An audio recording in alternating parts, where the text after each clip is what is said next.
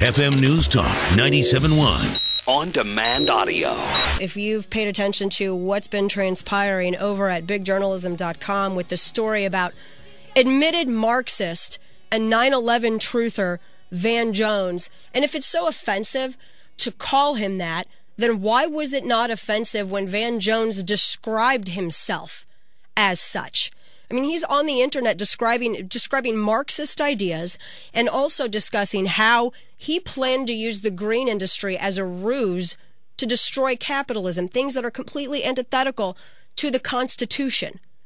And he loves to target Andrew Breitbart, who is joining me right now on the phone. And by the way, Andrew's going to be in St. Louis finally on May 1st, and you can go to 971talk.com to find out all the information about that. He's going to be here with former Governor Mike Huckabee, and it's going to be a lot of fun. We're looking forward to it. Andrew, good afternoon.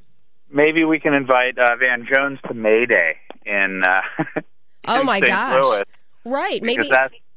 Because May Day is Van Jones's fun day. It's his manic May Day. That's right. Maybe we can ask Washington University to pay to bring him out again, except this time to this event.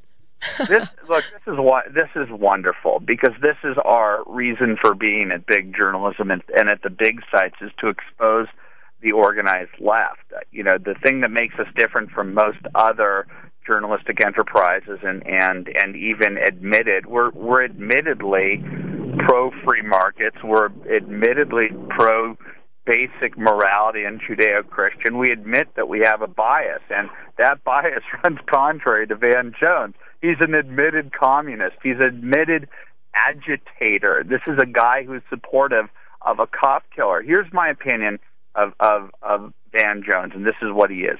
He's an agitator. He graduates with an advanced degree from Yale. I believe he had a law degree from Yale. And what does he do with that law degree? He did the same cynical thing that he and both Barack Obama were praised for, and that is they became the vaunted community organizer. And where did Van Jones go? Not Chicago. He went to Oakland. Right. What do you do in an impoverished community in which liberalism has absolutely destroyed the family model in that world, in which poverty is rampant, in which unemployment is rampant? What do you organize around what principle? How to teach a man to fish? No. He organized around cop killer Mumia Abu Jamal, which is the most cynical thing I can imagine you can do with an advanced degree, is go there and foment rage like the Muslim Brotherhood does with the poor, just like the Nation of Islam does in America's prison systems. It foments rage. It doesn't give them hope. It doesn't give them skills. He foments rage. I hold this man in such high contempt. But do you know who Van Jones is? Van Jones is the person who ran Arianna Huffington's campaign in the year 2004, where she got less than 1%. Wow! Oh, wow! Well, that's why the AOL Huffington Post is sticking by him. And to give everyone sort of the backstory of what we were discussing, you had a couple of pieces that you wrote for AOL Huffington Post, a website that you helped create, and then you gave an interview to GQ. You have an interview out in GQ magazine, and you described him as a commie punk, which... No, it wasn't. It was actually in the Daily Caller. Oh, Daily Caller, okay. I called him in the Daily Caller. Here's what happened. I've written 2 pieces within the last 2 weeks. I believe it's within the last 11 days. After years and years of having created the Huffington Post, having resurrected her from infamy and failure of a campaign that was run by Van Jones, I helped create the Huffington Post for her because I felt bad for her. It's true. And I said, you know what, Arianna, it'll be great for you because you'll be the queen of the left-wing blogosphere, and for me, it will expose the hypocrisy and the rank totalitarianism of the left. And I think I did a damn good job of exposing it. Yes. I've never told anybody this, but one of the reasons I left so early was because Arianna and Ken Lair, right before the site launched, came to me, my partners on the site. I wasn't an employee. I was one of their partners. They always treat me like I was hired. No, I was their partner in this. They came to me and said, Andrew, you can't blog on the site for 6 months. So I already have a history with the Huffington Post of them trying to muzzle my voice. I was hardly as controversial back then. I just happened to have a right of center point of view. Right. And so this is one of the reasons why I'm so outraged by the left, because everywhere I go, whether it be my friend Ariana Huffington trying to silence me, or in academic settings in college, they try and silence conservatives.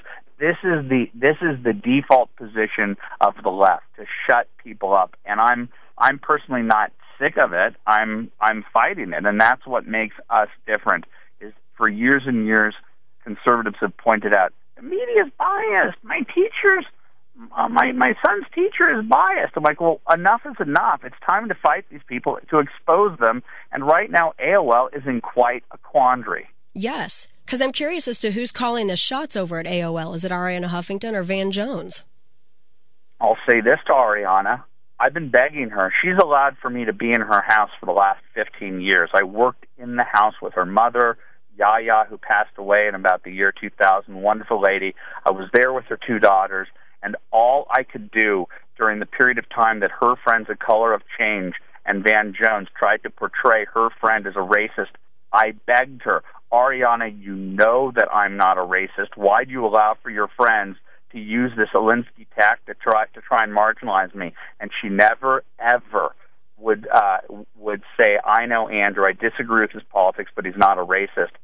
Lee Stranahan, who is a Huffington Post blogger and a left-winger who you know on the show, has dropped out of Huffington Post, and he has stated in a blog post at leestranahan.com that when he first met me, he called up Roy Seekoff of the Huffington Post and said, why don't you and Ariana go out there and say that Andrew isn't a racist? And Roy said, we know Andrew's not a racist, but it would put us in a hard position with our readership.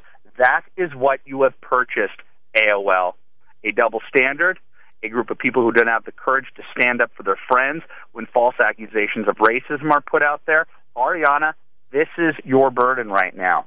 You are being called out for the fraud that you are. And they continue to perpetuate it even after instituting this anti-ad hominem attack rule now. They're not allowing, they say, ad hominem attacks because they say, well, what you said at the Daily Caller is just too much, and it's ad hominem. Too. I'd like to see what's false. They said it's a false ad hominem attack.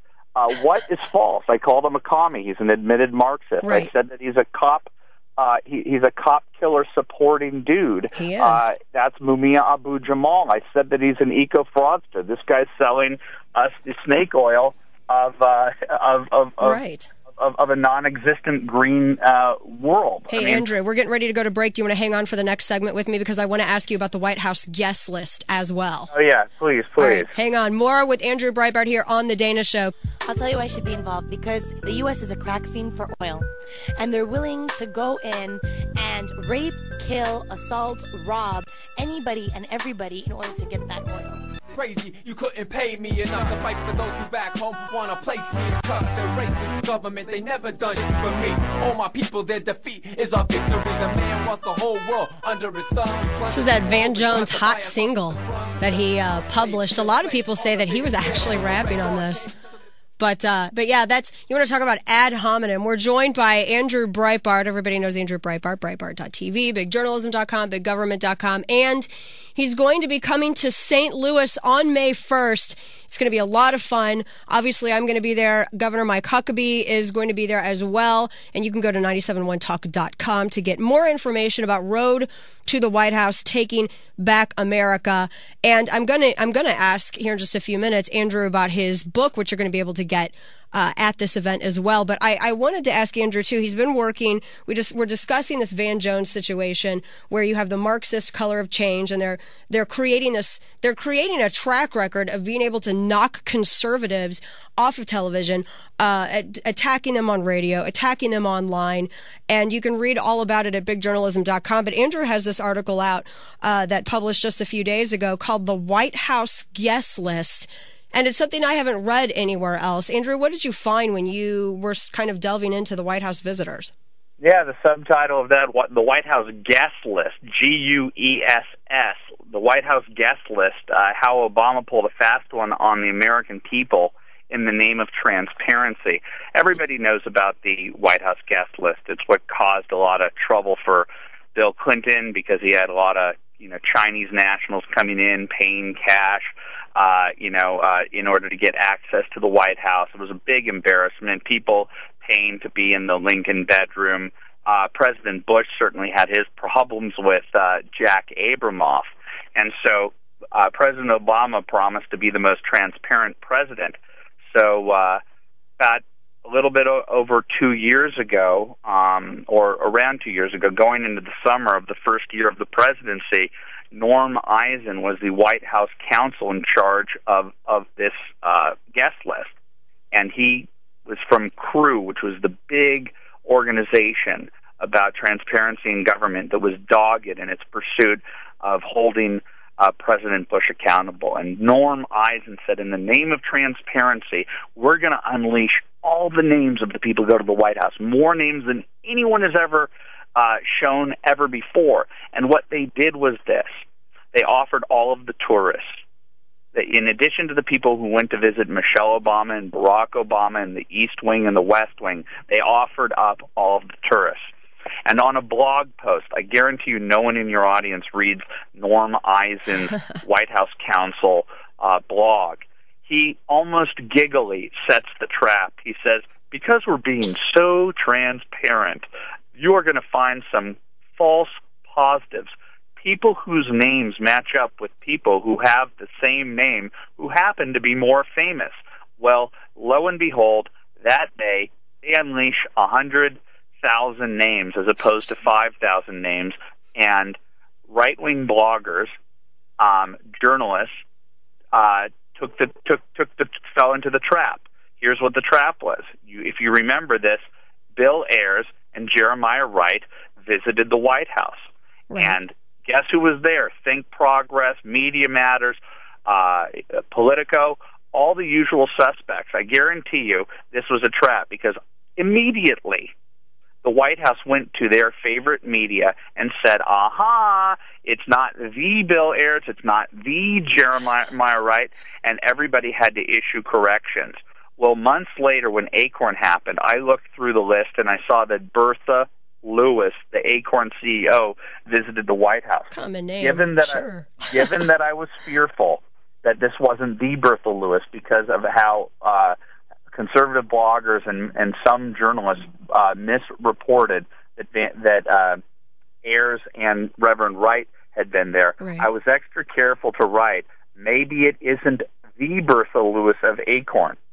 Well, I get a call from Ben Smith of Politico, and he said an anonymous White House spokesperson says it's not the Bertha Lewis. So we now have a Malik Shabazz, who's not the Malik Shabazz. We have a Bill Ayers. Crazy. It's crazy. This And is it's not the Bertha Lewis. This is Occam's razor here. What? This is Occam's razor. The most obvious explanation is usually the truthful one. Right. Well, I'm at the point where I'm deeply cynical of the truthfulness of this White House, and I'd like to know who these people are. Right. And here's what's interesting. I asked Ben Smith, I said, don't you think it's curious, A, that the person who's busting me at the White House is going anonymously? Right. I'd like to know who that person is, because when I find out that they're lying, I'm going to point out that person is toxic as a Right. White House liar.